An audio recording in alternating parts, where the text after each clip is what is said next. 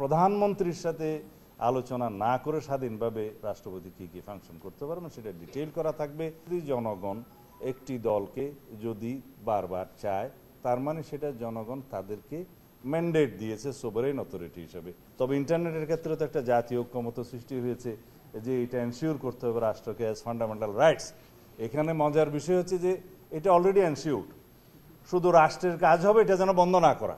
নির্বাহী বিভাগের ক্ষেত্রে প্রধানমন্ত্রীর নেতৃত্বে মন্ত্রিসভা বিষয়টা এটা টেকনিক্যাল, এটা আসলে হচ্ছে কর্তৃত্বে মন্ত্রিসভা কর্তৃক পরিচালিত হবে সরকার, সেটা আগের বিধান যা আছে তাই হলো। এখানে একমত নই বলতে পারেন আর কি।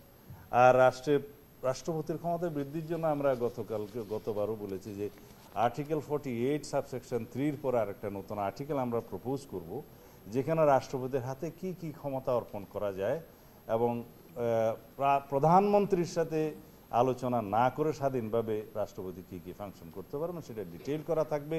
সেটা অনেক বিষয়াদি থাকবে, এখন এই মুহূর্তে আমরা ডিসক্লোজ করছি না। সেটা ওনারা মোটামুটি অ্যাকসেপ্ট করেছেন বলে মনে হয়েছে। বান্ডেল থাকলে প্রতি সেনমানিতে টাকা বাঁচবে। বিকাশ সেনমানি বান্ডেল কিনে জিতুন প্রতি লেনদেনে। আর এখানে যাতে রাষ্ট্রের প্রধানমন্ত্রী এবং রাষ্ট্রপতির মধ্যে ক্ষমতার ভারসাম্য আনয়ন করা যায়, একটা ব্যালেন্সড গভর্নমেন্ট এবং রাষ্ট্র ব্যবস্থা যাতে কায়েম করা যায়, সেই বিষয়টা আমাদের অঙ্গীকার, সেই জন্য আমরা কাজ করছি। আর ন্যাশনাল কনস্টিটিউশনাল কাউন্সিলে যে আমরা একমত নই, কেন একমত নই সেটা প্রতিদিন বলেছি, আজকে না বললেও হবে। আর প্রধানমন্ত্রীর মেয়াদের ব্যাপারে এবং সংসদের উভয় কক্ষের বিষয়ে একটা বলা আছে যে ওনারা 4 বছর করছেন, আমরা বলছি 5 বছর হওয়া উচিত, রাখা উচিত। আর প্রধানমন্ত্রী পদের মেয়াদের ক্ষেত্রে একটা বিতর্ক আছে, সেটা ওনারাও একটা বিকল্প প্রস্তাব দিয়েছিলেন, তবে সেটা এখনো আমরা ফর্মালি পাইনি। আমরা যেটা আমাদের দলের অবস্থান সেটা আমরা আগেও বলেছি যে পরপর 2 বারের বেশি কোনো ব্যক্তি প্রধানমন্ত্রী থাকবেন না, অর্থাৎ তারপরে গ্যাপ দিয়ে এর পরে হতে পারে। সেখানে আমাদের যুক্তি হলো যদি আমরা ইলেকশন কমিশনকে স্বাধীন সত্তা হিসাবে কাজ করতে দেই এবং যদি কেয়ারটেকার সরকারটা ইনপ্লেস হয়, যেটা হয়েছে মোটামুটি, তাহলে পরে ফ্রি ফেয়ার নিউট্রাল ইলেকশন করা যাবে এবং কেয়ারটেকার গভর্নমেন্টের অধীনে। সেই চর্চার মধ্য দিয়ে যদি জনগণ একটি দলকে যদি বারবার চায় তার মানে সেটা জনগণ তাদেরকে ম্যান্ডেট দিয়েছে সোভারেইন অথরিটি হিসাবে।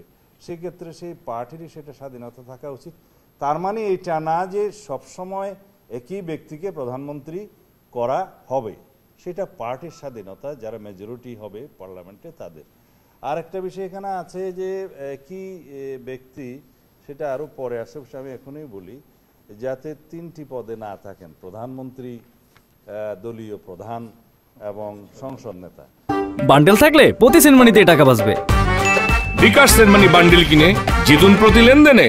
রাষ্ট্র পরিচালনার মূলনীতির ক্ষেত্রে যে সমস্ত বিষয়াদি এখানে উল্লেখ আছে, এগুলো সবগুলো যদি বলবৎযোগ্য ফান্ডামেন্টাল রাইটসের অধিকারের মধ্যে নিয়ে আসি, তাহলে পরে রাষ্ট্রের অর্থনৈতিক, সামাজিক এবং কালচারাল যে সমস্ত রাইটগুলো থাকে আর কি, মানুষের cultural, social and economic rights যেগুলো আছে, এগুলো রাষ্ট্রের এফিসিয়েন্সি এবং আর্থিক সক্ষমতার উপর নির্ভর করে। তো সেই জন্য আমরা বলেছি এটা আপনারা আরও পরীক্ষা নিরীক্ষা করতে পারেন। তো ওনারা বলেছেন যে আমরা ফান্ডামেন্টাল রাইটস সেকশনে আর্টিকেল 26 থেকে শুরু করে আর্টিকেল 47 পর্যন্ত এই সেকশনগুলোতে আমরা ফান্ডামেন্টাল রাইটসে আর কি কি অ্যামেন্ডমেন্ট আনতে পারি বা সুপারিশ করতে পারি, এগুলো আমরা একটা ড্রাফট আকারে দিলে সেগুলো আমরা আবার পুনঃপরীক্ষা করে আমরা তাদেরকে জানাতে পারবো। এই বিষয়ে এইটুকু একমত হয়েছে। আমি যেমন মৌলিক অধিকারের ক্ষেত্রে নতুন নতুন যে ওনারা যেটা বলেছেন যে রাষ্ট্রে ইন্টারনেট প্রাপ্তির ন্যায়সঙ্গত অধিকার, সকল নাগরিকের জরুরি চিকিৎসা প্রাপ্তির অধিকার, ভোক্তা সুরক্ষা অধিকার, ন্যূনতম ন্যায্য মজুরি অধিকার ইত্যাদি, এগুলো বিবেচনা করা যায় কিনা ফান্ডামেন্টাল রাইটসে, আমরা বললাম যে এটা আমরা পরীক্ষা করে দেখব। তবে ইন্টারনেটের ক্ষেত্রে তো একটা জাতীয় ঐক্যমত সৃষ্টি হয়েছে যে এটা এনশিওর করতে হবে রাষ্ট্রকে অ্যাজ ফান্ডামেন্টাল রাইটস। এখানে মজার বিষয় হচ্ছে যে এটা অলরেডি এনশিওর্ড, শুধু রাষ্ট্রের কাজ হবে এটা যেন বন্ধ না করে।